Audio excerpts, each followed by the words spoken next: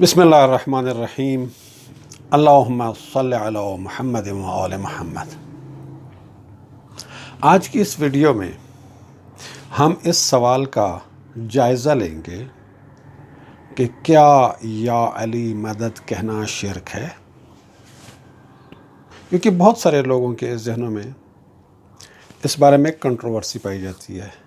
کچھ لوگ سمجھتے ہیں کہ یا علی مدد کہنا شرک ہے، اور کچھ لوگ سمجھتے ہیں کہ یا علی مدد کہنا شرک نہیں ہے۔ تو آج ہم اسی حوالے سے گفتگو کریں گے، کیا یا علی مدد کہنا شرک ہے یا نہیں۔ اس سوال کا جواب یہ ہے کہ یہ شرک ہے یا نہیں، اس سے پہلے ہمیں یہ طے کرنا ہوگا کہ توحید کیا ہے۔ اگر توحید کا کنسیپٹ صحیح ہو تو پھر پتہ چل جائے گا کہ یا علی مدد کہنا شرک ہے یا شرک نہیں ہے۔ تو سب سے پہلے توحید کا کنسیپٹ کلیئر ہونا ضروری ہے۔ توحید کے کنسیپٹ میں، عقیدہ توحید میں، یہ بات ایک بنیادی اہمیت رکھتی ہے کہ ہمیں اپنی زندگی میں، چاہے وہ اس دنیا کی زندگی ہے چاہے اگلی دنیا کی زندگی ہے، ہمیں جو کچھ ملا ہے، ہمیں جو کچھ مل رہا ہے، اور ہمیں جو کچھ ملے گا، سب اللہ کی طرف سے ملتا ہے۔ اللہ کے سوا کوئی کسی کو کچھ بھی دینے کی صلاحیت نہیں رکھتا۔ اللہ کے سوا کوئی بھی کسی کو کچھ بھی دینے کا اختیار نہیں رکھتا۔ آپ دیکھیں، ہم اپنی زندگی میں روزانہ بہت ساری چیزیں استعمال کرتے ہیں۔ مثال کے طور پر آپ کو پیاس لگی، آپ نے پانی پیا۔ اب پانی آپ نے جہاں سے بھی پیا، اور بظاہر پانی آپ کو جس نے بھی پلایا، عقیدہ توحید کا تقاضا یہ ہے کہ آپ اس بات پر ایمان رکھیں کہ آپ کو پانی اللہ نے پلایا ہے۔ ظاہری طور پر پلانے والا کوئی بھی ہو، حقیقت میں آپ کو پانی اللہ نے پلایا ہے۔ آپ کو بھوک لگی، آپ نے کھانا کھایا، جہاں سے کھایا، جس نے بھی کھلایا۔ آپ کا ایمان یہ ہونا چاہیے، آپ کا عقیدہ یہ ہونا چاہیے، آپ کا یقین یہ ہونا چاہیے کہ یہ کھانا آپ کو اللہ نے کھلایا ہے۔ اسی لیے اسلامی تعلیمات میں کھانا کھانے کے آداب میں ایک یہ بھی بیان کیا گیا ہے کہ جب آپ کھانا کھا چکتے ہیں، کھانا کھانے سے فارغ ہو جاتے ہیں، تو آپ اللہ تعالیٰ کا شکر ادا کیا کریں ان الفاظ میں: الحمدللہ الذی اطعمنا وسقانا وجعلنا من المسلمین۔ اللہ کا شکر جس نے ہمیں کھانا کھلایا، جس نے ہمیں پانی پلایا، جس نے ہمیں مسلمان بنایا۔ یا اللہ تیرا شکر، تو نے مجھے کھانا کھلایا، تو نے مجھے پانی پلایا، تو نے مجھے مسلمان بنایا۔ چاہے ظاہری طور پر آپ کو یہ کھانا فراہم کرنے والا کوئی کافر ہو، چاہے ظاہری طور پر آپ کو کھانا فراہم کرنے والا کوئی ملحد ہو جو سرے سے خدا کو مانتا ہی نہیں ہے۔ بعض اوقات ایسے بھی ہو جاتا ہے کہ آپ کو کھانا کوئی ایسا شخص کھلا رہا ہو، پانی کوئی ایسا شخص پلا رہا ہو جو خدا کو مانتا ہی نہیں ہے۔ فار ایگزامپل، کوئی آدمی کسی غیر اسلامی ملک میں چلا گیا اور وہاں کسی وجہ سے وہ اریسٹ ہو کے جیل میں چلا گیا۔ ہمارے ایک بہت عزیز دوست ہیں، ان کا ایک بھتیجا چلا گیا تھا کوریا میں، وہاں سیٹل ہونے اور کام کرنے کی نیت سے گیا تھا۔ کام شام کوئی نہیں بنا، ویزا ایکسپائر ہو گیا۔ تو ویزا ایکسپائر ہونے کے بعد وہ غیر قانونی طور پر وہاں پر رہ رہا تھا۔ تو ایک دفعہ وہ غیر قانونی تارکین وطن پر انہوں نے کریک ڈاؤن کیا، تو یہ بھی پکڑا گیا، اور اسے پکڑ کے انہوں نے جیل میں ڈال دیا۔ 6 مہینے جیل میں رکھا اور پھر ڈیپورٹ کر دیا۔ اب ظاہر سی بات ہے کہ کوریا میں یا جیل میں کھانا بھی کھاتے تھے، پانی بھی پیتے تھے۔ اب کوریا ملحدین کا معاشرہ ہے، کوئی خدا کو نہیں مانتے۔ اب ایک ملحد معاشرہ، ایک ملحد معاشرے کی ملحد حکومت، ان کی جیل، اس جیل کی انتظامیہ کے ملحد افراد کھانا کھلا رہے ہیں، پانی پلا رہے ہیں۔ آپ دیکھیں کہ یہاں پر بھی اللہ تعالیٰ اس مسلمان کو یہی کہتا ہے، اسلامی تعلیمات اس مسلمان کو یہی کہتی ہیں کہ بظاہر آپ ایک ملحد معاشرے کی، ملحد حکومت کی جیل میں ہو اور ملحد انتظامیہ آپ کو کھانا کھلا رہی ہے، آپ کو پانی فراہم کر رہی ہے، لیکن آپ کھانا کھا کے پانی پی کے دعا یہ مانگیں، شکر اس طرح سے کریں، الحمدللہ الذی اطعمنا وسقانا وجعلنا من المسلمین۔ ظاہری طور پر آپ کو جیل کی ملحد انتظامیہ کھانا کھلا رہی ہے، جیل کی ملحد انتظامیہ پانی پلا رہی ہے، لیکن آپ کہہ رہے ہیں کہ اللہ کا شکر ہے جس نے مجھے کھانا کھلایا، جس نے مجھے پانی پلایا اور جس نے مجھے مسلمان بنایا۔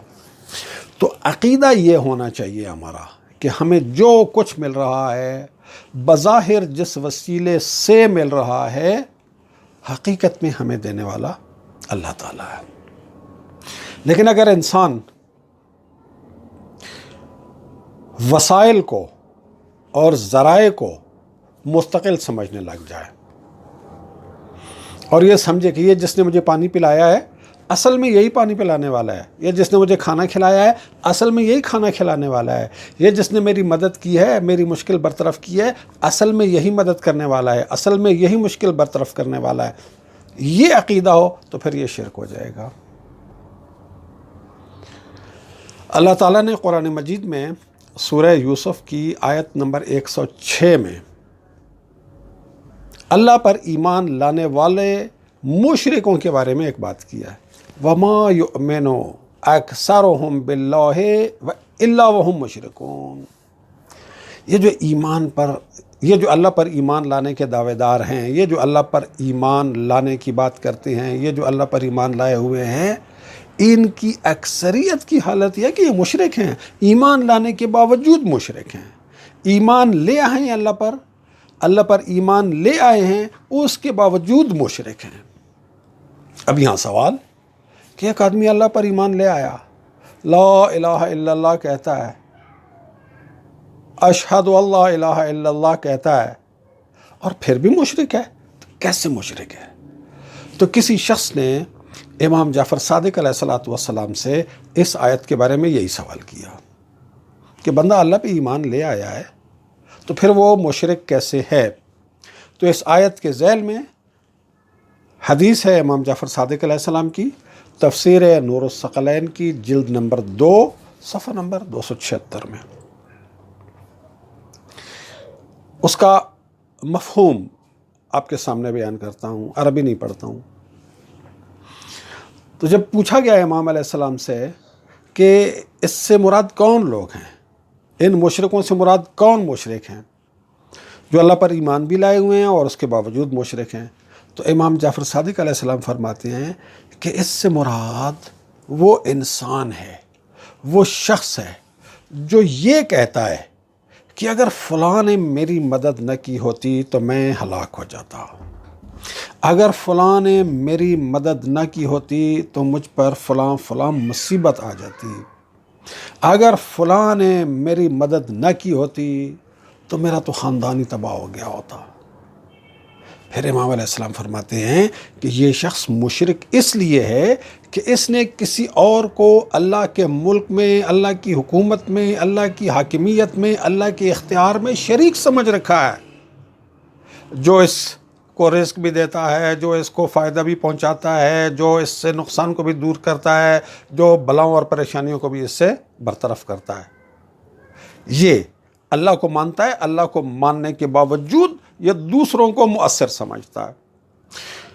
تو وہ شخص جو امام علیہ السلام سے سوال کر رہا ہے وہ پھر دوبارہ سوال کرتا ہے کہ اگر کوئی شخص اس طرح سے کہے کہ اگر اللہ فلاں شخص کے ذریعے سے میری مدد نہ کرتا تو میں ہلاک ہو جاتا، تو کیا یہ صحیح ہے؟ تو امام علیہ السلام فرماتے ہیں ہاں، یہ بات بالکل صحیح ہے۔ یعنی اگر کوئی شخص یہ کہے کہ فلاں میری مدد نہ کرتا تو میں ہلاک ہو جاتا، اس حدیث کے مطابق یہ شرک ہے۔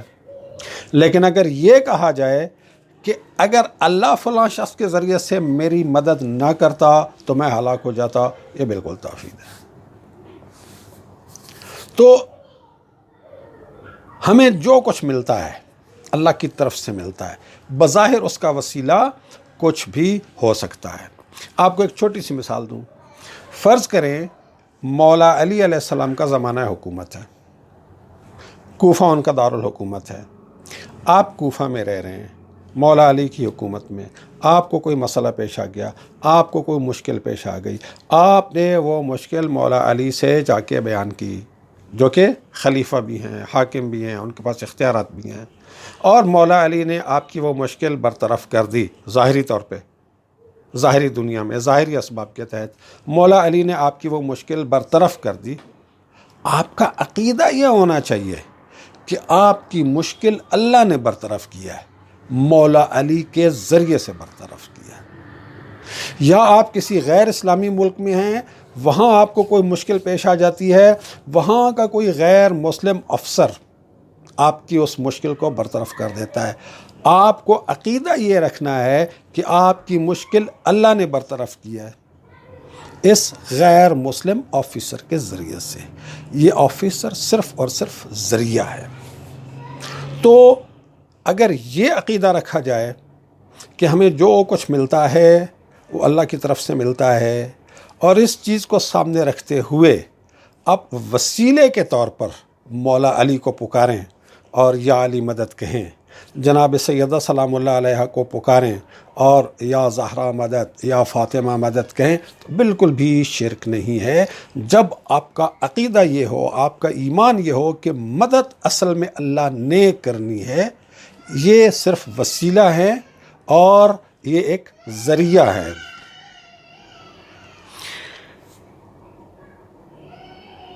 تو اس پوائنٹ کو بالکل آپ اپنے ذہن کے اندر کلیئر رکھیں۔ یہاں پر آ کر بعض لوگ جو یا علی مدد کو یا اس قسم کی توسل کو شرک کہتے ہیں، وہ ایک بات کہتے ہیں کہ جی ما تحت اسباب امور میں غیر اللہ سے مدد مانگنا جائز ہے، اور ما فوق اسباب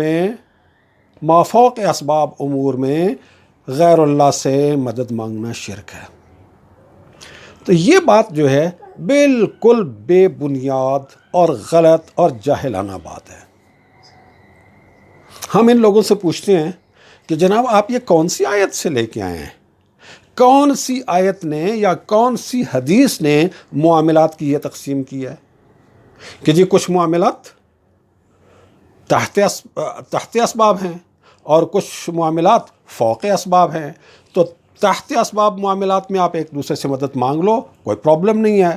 فوق اسباب میں ایک دوسرے سے مدد مانگو گے تو شرک ہو جائے گی۔ یہ کہاں سے آیا ہے؟ کہاں سے آیا یہ کنسیپٹ؟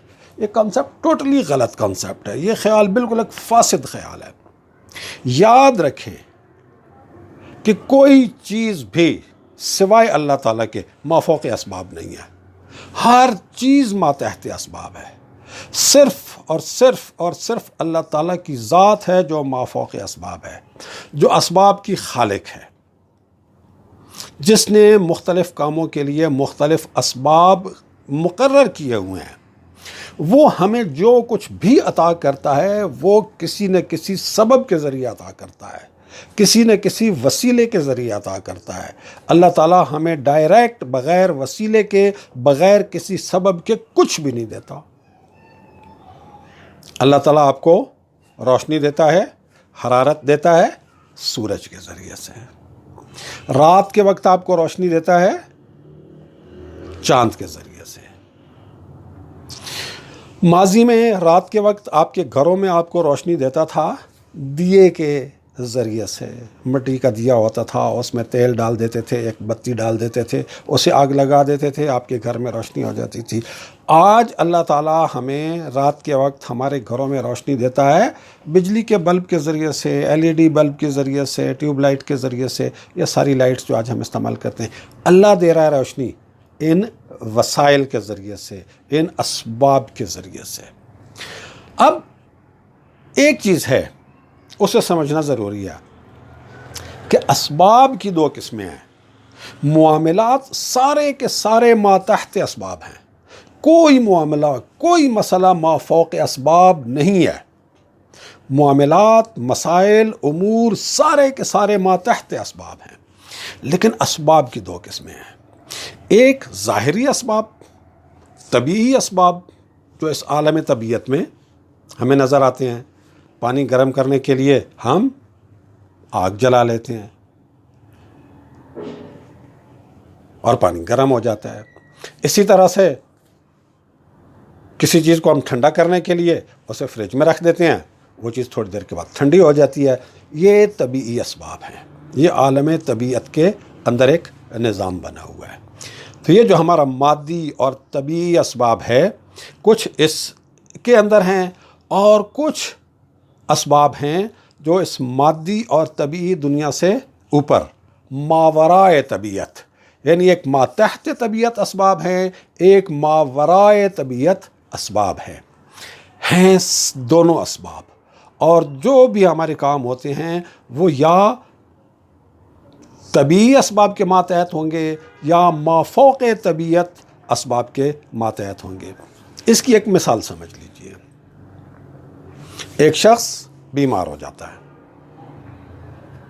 آپ اسے ڈاکٹر کے پاس لے جاتے ہیں، ڈاکٹر اس کا معائنہ کرتا ہے، اس کا چیک اپ کرتا ہے، اس کے ٹیسٹ کراتا ہے، بیماری کی تشخیص ہو جاتی ہے، ڈاکٹر اس کو دوا دیتا ہے، اس کا علاج شروع ہو جاتا ہے، اور کچھ عرصہ علاج کرنے کے بعد وہ بندہ صحت مند ہو جاتا ہے۔ تو یہاں اس بندے کو صحت ملی ہے ان ظاہری اسباب کے ذریعے سے۔ ایک اور کیس ہے ایسی طرح سے، آپ مریض کو لے گئے ڈاکٹر کے پاس، ڈاکٹر نے کہا کہ جناب آپ نے بہت دیر کر دیا، مریض کی بیماری بہت زیادہ پیچیدہ ہو چکی ہے، آؤٹ آف کنٹرول ہو چکی ہے، اب ہماری دوائیاں اور ہمارا علاج بالکل کارگر ہونے والا نہیں، آپ دعا کریں، آپ دعا کریں۔ اب آپ دعا کرنا شروع کر دیتے ہیں، آپ خود اس کے لیے دعائیں مانگتے ہیں، آپ اپنے عزیزوں سے کہتے ہیں جس کے لیے دعا کرے، آپ اپنے کسی عزیز کو جو مکہ میں یا مدینہ میں رہتا ہے یا کربلا یا نجف میں رہتا ہے یا قم یا مشہد میں رہتا ہے، آپ انہیں کہتے ہیں کہ ان مقامات مقدسہ پہ جا کے دعا کرے، وہ دعا کرتا ہے اور بندہ ٹھیک ہو جاتا ہے۔ ڈاکٹر بھی حیران کہ معجزہ ہو گیا، دعا سے یہ بندہ ٹھیک ہو گیا۔ پہلے کیس میں مریض ٹھیک ہوا تھا ظاہری اسباب کے نتیجے میں، جو کہ دوا اور یہ ظاہری ٹریٹمنٹ ہے طبعی اسباب کے تحت۔ اس دوسرے کیس میں مریض ٹھیک ہوا ہے مافوق طبعی سبب، یعنی دعا کے نتیجے میں، لیکن شفا دونوں صورتوں میں، صحت دونوں صورتوں میں اس مریض کو اللہ تعالیٰ نے ہی عطا کی ہے۔ تو جب ہم اللہ تعالیٰ کو ہی مؤثر مانیں، اللہ تعالیٰ کو ہی عطا کرنے والا مانیں، اللہ تعالیٰ کو ہی مشکلات برطرف کرنے والا مانیں، لیکن وسیلے کے طور پہ مولا علی کو پکاریں، مولا علی کے ذریعے سے توسل کریں، جناب سیدہ سلام اللہ علیہ کے ذریعے سے توسل کریں، ائمہ معصومین سلام اللہ علیہ اجمعین کے ذریعے سے توسل کریں۔ توسل کا کوئی بھی لفظ ہو سکتا ہے، توسل کا کوئی بھی انداز ہو سکتا ہے، جب تک آپ کا عقیدہ یہ ہے کہ جو کچھ ملنا ہے وہ اللہ کی طرف سے ملنا ہے، دینے والے یہ نہیں ہیں، دینے والے یہ نہیں ہیں، یہ ایک وسیلہ ہیں، اس وسیلے کے ذریعے سے ہم اللہ تعالیٰ کو اپروچ کرتے ہیں اور اللہ تعالیٰ ہماری حاجت کو پورا کر دیتا ہے، ہماری مشکل کو برطرف کر دیتا ہے۔ تو اس صورتحال میں یا علی مدد کرنا بالکل بھی شرک نہیں ہے۔ اب یہاں ایک اور سوال پیدا ہوتا ہے کہ مولا علی کیسے مدد کرتے ہیں؟ جب ہم کہتے ہیں یا علی مدد، تو مولا علی کیسے مدد کرتے ہیں؟ اس سوال کے دو جواب ہیں، ایک مختصر، ایک مفصل۔ آج ہم مختصر جواب بیان کرتے ہیں، مفصل جواب کے لیے الگ ویڈیو، الگ ایک نشست، کیونکہ طویل گفتگو اس میں ضروری ہے۔ مختصر جواب یہ ہے کہ یا علی مدد ہم کہتے ہیں اور مولا علی بطور وسیلہ ہماری مدد کرتے ہیں. کیسے کرتے ہیں ہمیں اس کے میکینزم کا نہیں پتہ. ضروری نہیں ہے کہ ہمیں میکینزم کا پتہ ہو. اس مادی دنیا میں بھی، اس طبعی دنیا میں بھی بہت سارے کام ایسے ہوتے ہیں جن کے میکینزم کا کا علم ہمیں نہیں ہے. مثال کے طور پر آپ اپنے موبائل فون سے تصویر لیتے ہیں. اب یہ کیا میکینزم ہے کہ آپ نے موبائل کا کیمرہ لینس کسی چیز کے سامنے کیا اور اپنے بٹن دبا دیا، وہ تصویر آ گئی موبائل کے اندر. آپ دیکھ رہے ہیں کہ تصویر آ گئی ہے موبائل کے اندر، لیکن کیسے آئی میکینزم کا آپ کو نہیں پتہ. میکینزم کو وہی جانتا ہے جو ٹیلی فون کی ٹیکنالوجی کا ایکسپرٹ ہے. پھر آپ کیا کرتے ہیں، اسی تصویر کو کسی کو بھیج دیتے ہیں. وہ بندہ چاہے 10 کلومیٹر کے فاصلے پہ بیٹھا ہو، چاہے 10 میٹر کے فاصلے پہ بیٹھا ہو، چاہے آپ کے پاس بیٹھا ہوا ہو، چاہے ہزاروں کلومیٹر کے فاصلے پر بیٹھا ہو، آپ بھیج دیتے ہیں. چلی جاتی ہے. ہم دیکھ بھی رہے ہوتے ہیں.